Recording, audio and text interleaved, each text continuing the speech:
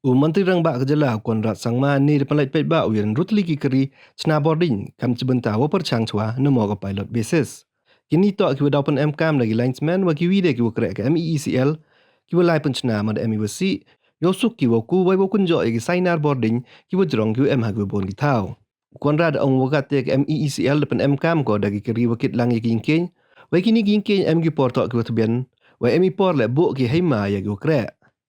Kamta yo like na ini waro depan lai pet ba ya gini keri wa depan dait lang wa ga hydraulic lift ko emi thau chong yu kre yo pun ku ge chanen chwa yo suk wai pan smart ye kre kam jo mo man changan ki kre ya gini keri de thet helut wa 1.0 praklur dai wa yera paisa ke Asian Development Bank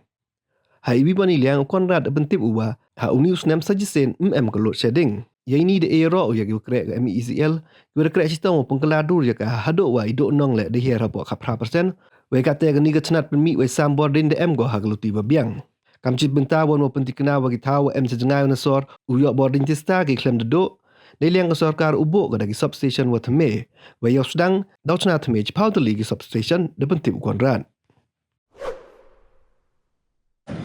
The second program that we're having today is the flagging off of the maintenance vehicles. This is being done again in the process to make the entire maintenance and the services more efficient under the MeECL. In the past, similar maintenance work used to be done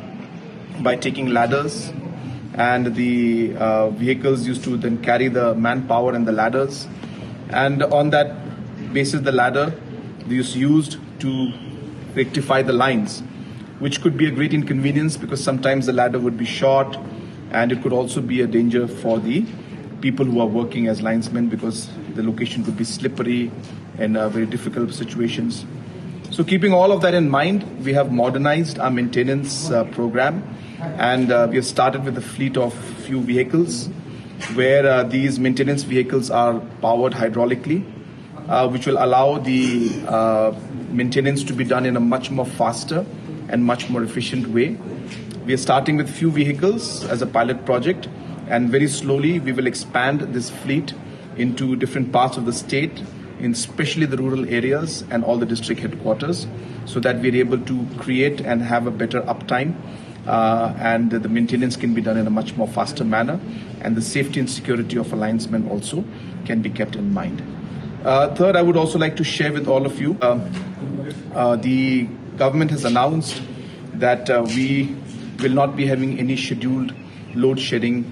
this year also, which is again a very great achievement, and this has been done because of the hard work and and continuous focus of our honorable minister as well as our chairperson and the entire team of MeECL. This would not have been possible without the work of every single employee of MeECL who have worked dedicatedly to reform MeECL and make it what it is today. And we are seeing an improvement, whether it is the uptime in terms of the scheduled load sheddings not being there, whether it's in terms of our AT&C losses, coming down to less than 18%, and or whether it is the different maintenance aspects that we're talking about. We are slowly and steadily seeing MeECL become a much more efficient, profitable, and a much more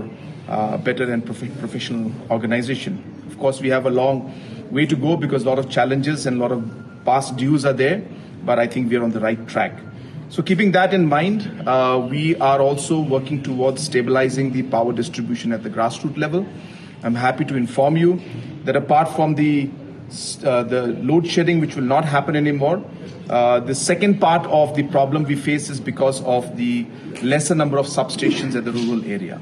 Because of less infrastructure and substations,